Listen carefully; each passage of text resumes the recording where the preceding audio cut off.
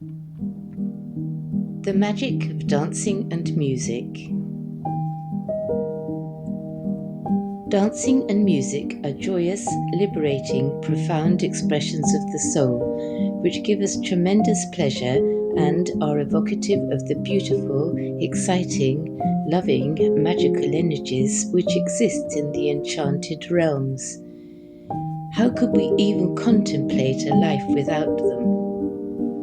They are an integral part of our very existence, providing portals to our spirituality and enabling us to express our deepest emotions without words. Their physical, mental, and spiritual benefits are unrivaled. Dancing and music have also been an integral part of my own life. Music. As a child, I learnt to play the piano, and it became my refuge and therapy at times of emotional turmoil. If I was happy, I would play, but equally, I would also become lost in my music when I was feeling sad, and it would help to cheer me up. Nothing moves me to tears more than listening to beautiful music, especially the majestic power of organ music. I was completely bowled over the first time I tried playing the organ in our local church, and today I regularly play for the services held there. What? I can hear you say? A pagan playing the organ for Christian services? Yes, indeed. For me and for our popular progressive local vicar, there is no conflict between Christianity and paganism, or any other religion for that matter.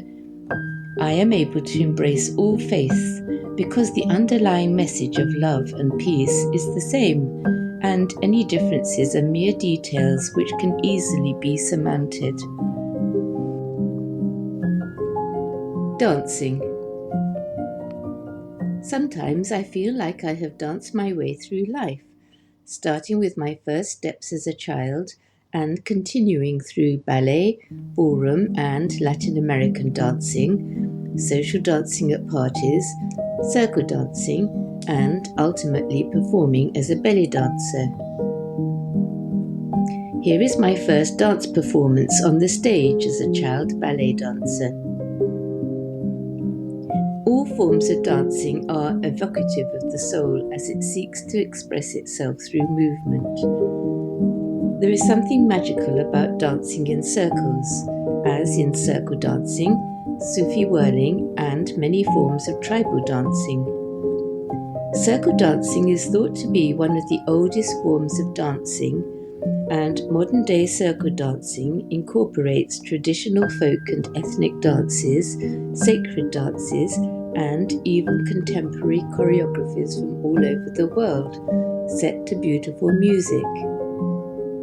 Some of these dances, which are highly symbolic of the connection between earth and spirit, are very ancient and are used for marking special occasions, rituals, and strengthening community spirit. Most countries around the world have ancient dance cultures, and I have talked about some of these in the video on Romany dance. In circle dancing, the dancers often hold hands, which helps to promote the flow of energy around the circle at heart level. Circle dancing is definitely not a spectator sport, but an individual spiritual experience enhanced by connection with the group. As the dancers execute the simple, gentle steps, a spiraling cone of energy develops above the circle, creating a link with the divine. I believe that dancing plays a key role in harnessing the transformative earth energies found at stone circles for the purpose of healing and facilitating access to the hidden realms. Whenever I visit a stone circle, I am struck by an almost primeval urge to dance, to weave in and out of the stones and sing for joy.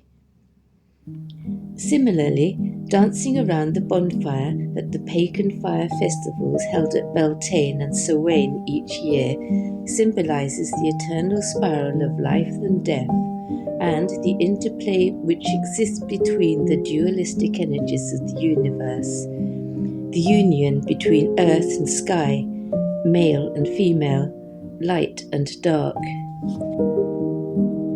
Dancing round the maypole during the Beltane fertility rites on the 1st of May is particularly symbolic of this connection. Dancers weave intricate patterns with ribbons around the phallic symbol of the maypole in an ancient rite which is thought by some to also be symbolic of the tree of life in Norse mythology, Yggdrasil. Yggdrasil is a mythical ash tree which is said to cradle the 9 realms of the cosmos within its branches and roots, thereby connecting all things and supporting all creation. The only visible realm is the one in the centre, Midgard, or the earth. Yggdrasil represents the cycle of birth, growth, death, and rebirth. Its branches extend up into the heavens, Åsgård, the home of the gods, and its roots extend down into the underworld. It is also thought that Yggdrasil is symbolic of the body's subtle energy, Kundalini, which in yogic philosophy is the life force located at the base of the spine, like a coiled serpent, and which could be equated to the Midgard serpent, which is said to surround the earth. Various yogic practices are designed to stimulate or awaken this energy to uncoil and rise up along the spinal canal, passing through the body's 7 main chakras, which are spirals of energy in the astral body and equate to the body's endocrine glands and major nerve plexi, to reach the crown chakra at the top of the head and thus achieve enlightenment. I would like to suggest that, like meditation and various other spiritual practices, dancing also helps to stimulate and unleash the body's subtle energies, thus promoting a sense of well-being and even mystical experiences. Sometimes the combination of dance and music can be transformative, taking us out of our bodies and resulting in ecstasy. Dancing barefoot outside in direct contact with the earth is essential for our physical, mental, and spiritual well-being. Once upon a time, we had far more direct contact with the earth's natural healing energies than we do today.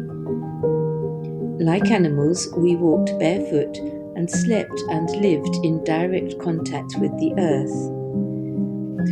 The earth is like a gigantic battery which emits an inexhaustible flow of negatively charged electrons, which, according to scientific research, have a beneficial effect on all living organisms. Scientists have ascertained that contact with the Earth's energy fields helps to regenerate, balance, and maintain the body's natural electrical potential, synchronize our biological clocks, and produce antioxidants.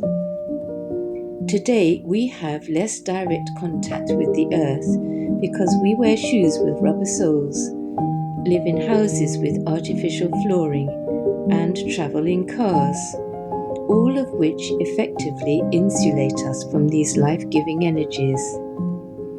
It has been scientifically proven that the absence of contact with the earth is detrimental to our health and could be a contributory cause to typical Western-style illnesses and imbalances. There are also several reasons why all animals, including humans, have nerve endings on the soles of their feet which correspond to the body's internal organs. When we walk or dance barefoot, these nerve endings are stimulated, and this in turn helps to increase circulation in the body's vital organs. Humans are the only species on the planet which wear rubber-soled shoes.